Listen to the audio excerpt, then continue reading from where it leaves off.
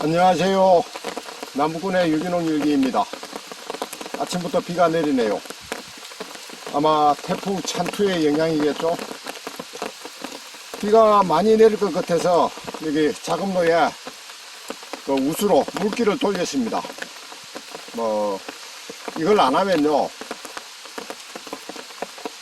이 물이 많이 내려오면서, 빗물이 많이 내려오면서 이 길을 파가서 길을 못 쓰게 만들 수도 있거든요. 그래서 큰 비가 내린다는 예보가 있으면 이 물기를 돌려줘야 됩니다.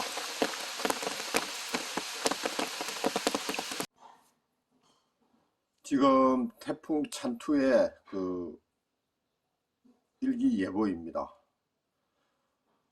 내일 모레 글패 금요일까지 그죠? 우리나라에 많은 영향을 미칠 것으로 예상이 됩니다. 그리고 태풍이 지금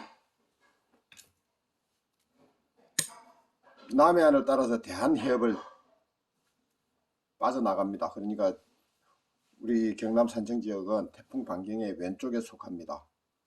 그렇기 때문에 아마 찬비가 내릴 겁니다. 찬비가 많이 내려주면은 지금 현재 21도 정도 형성되고 있는 지온이 17도까지 뚝 떨어져 줄 수 있을까요? 그게 지금은 이제 제일 큰 관건이 될 것 같습니다. 지금 이게 주간 일기예보입니다. 수요일, 목요일, 금요일 이 태풍 찬투에 내리면서 비가 내리면서 이 온도가 이렇게 유지가 최저 기온이 이렇게 예보가 되고 있거든요. 그러면은 실제 기온이 과연 이제 19도가 될 것인가, 그리고 지중 온도는 어떻게 변해갈 것인가, 이제 그게 참 제일 어려운 숙제가 되는데요. 일단 쭉 겪어 지나봐야 알겠지만은 어쨌든 찬비가 내리면서 제가 생각할 때는 이 지중 온도가 이때는 19도 아래로 뚝 떨어질 거 아니냐, 18도 18도 아래까지 떨어질 것으로 그렇게 예상을 하거든요. 그리고 특히 일요일 날은 최저 기온이 14도입니다. 그런데 이제 제일 문제가 되는 게요, 월요일 날 비가 온다면서 최저 기온이 21도입니다. 이게 좀 문제가 될 것 같은데, 이 변해가는 기온요, 그죠? 이게 참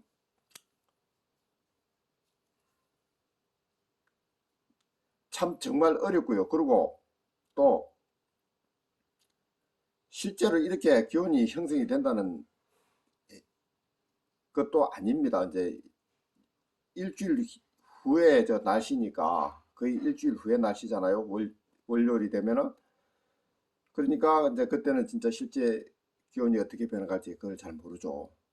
지금 일기예보상 며칠 전에는 토요일 날 기온이 13도까지 13도 14도까지 내려간다고 예보가 됐던 거거든요. 그런데 지금 이제 일요일로 최저 기온이 14도 내려가는 걸로 바뀌었는데, 이게 또 월요일 날 날씨는 또 정말 알 수가 없습니다. 그렇기 때문에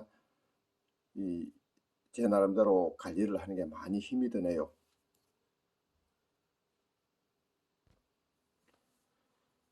지금 제2농장 같은 경우요,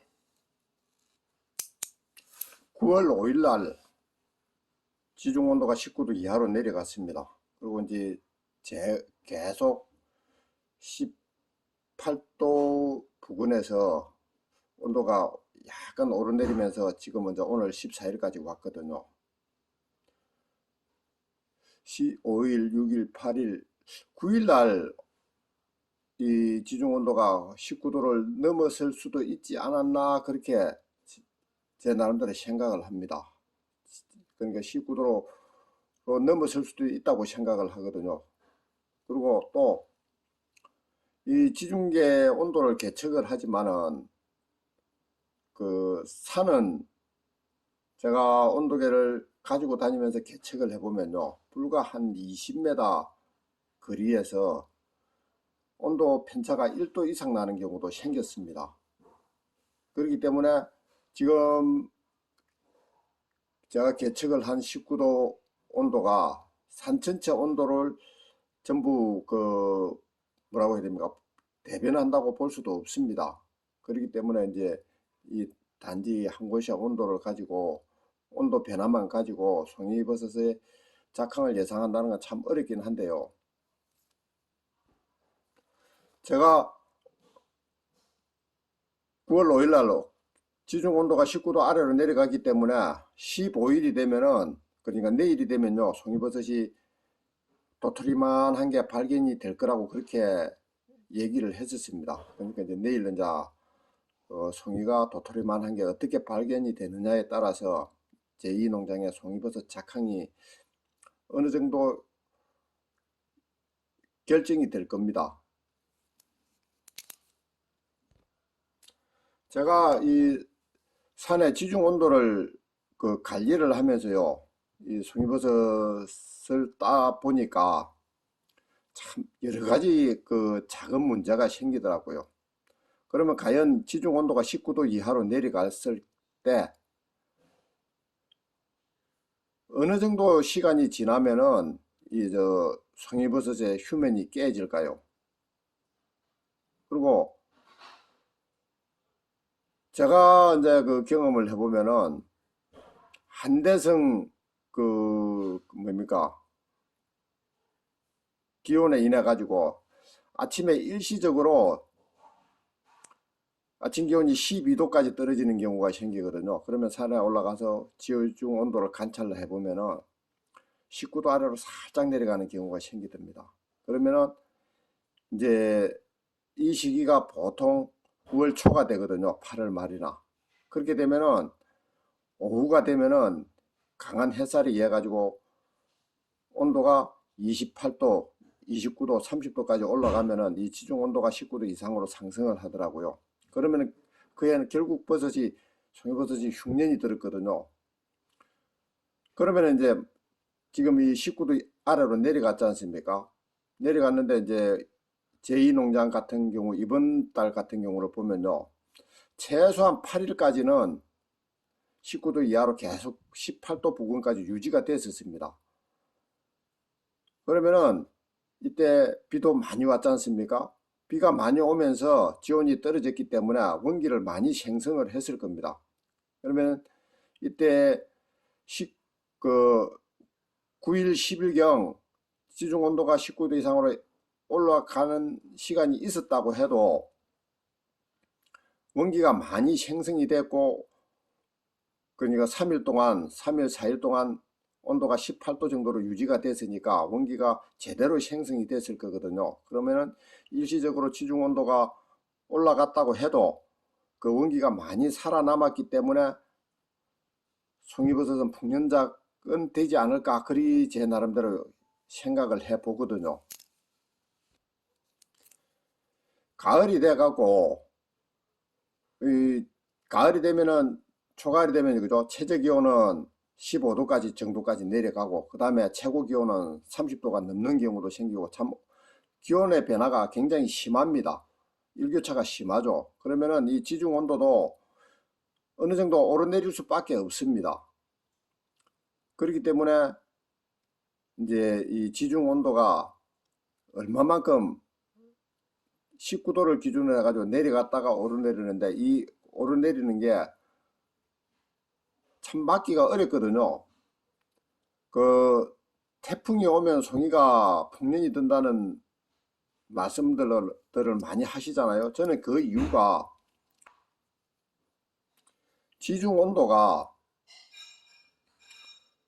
20도, 21도 부근에 있을 때, 이때 만약에 그 날짜에 그 연연하지 말고요, 태풍이 와가지고 태풍이 대한해협 쪽을 통과하면서 태풍 반경 왼쪽에 그죠, 찬비를 많이 내려주잖아요. 그러면은 지중 온도가 17도까지 뚝 떨어질 거거든요. 그러면 비도 많이 오고 지온도 많이 떨어졌기 때문에 송유균이 자극을 받아 가지고 원기를 많이 생성을 할 겁니다. 저는 그렇게 생각을 하거든요. 이 지중 온도가 떨어질 당시에 공급되는 수분의 양에 따라서 생성되는 원기의 개수가 달라진다고 봅니다. 그러니까 많은 수분이 공급이 되면은 원기가 많이 생성이 될 수있다고 그렇게 생각을 하거든요. 그러면은 태풍이 와가지고 비가 많이 내리면서 지중 온도가 17도까지 뚝 떨어져 갖고 며칠 유지를 해 준다면요, 원기가 많이 생성이 됐고 그 기간 동안에 원기가 제대로 생성이 됐기 때문에 그 이후에 지중 온도가 19도 이상으로 조금 올라간다고 해도 이 살아남는 원기가 많기 때문에 송이가 풍년이 든다고 저는 그렇게 생각을 하거든요. 그래, 지금 여기 5일 같은 경우, 9월 5일 같은 경우, 그죠? 태풍이 오지는 않았습니다. 그렇지만 비가 참 많이 내렸고요. 계속 아마 3일, 4일 계속 비가 내렸을 겁니다. 그렇기 때문에 그 지중 온도가 19도 이하로 17도 부근까지 많이 내려갈 때 내려갔었거든요. 그러니까 원기가 많이 생성이 됐고 비도 많이 왔기 때문에 원기가 제대로 생성이 됐기 때문에 제2 농장에는 송이버섯이 어느 정도는 나아줄 거라고 그렇게 생각을 합니다. 그리고 지금 제1 농장 같은 경우는 지중 온도가 제가 관찰할 때 아직 19도 이하로 내려간 적이 한 번도 없었거든요. 그렇기 때문에 이번 태풍 찬투로 비가 많이 내리면서 지중 온도가 한 17도까지 뚝 떨어져 준다면은 뒤에 일기가 조금 그 따뜻해서 지중 온도가 19도 이상으로 살짝 상승을 한다고 해도 송이버섯이 평년작 이상은 되지 않을까 그런 기대를 하고 있습니다. 아우, 너무 장황하게 설명을 했네요.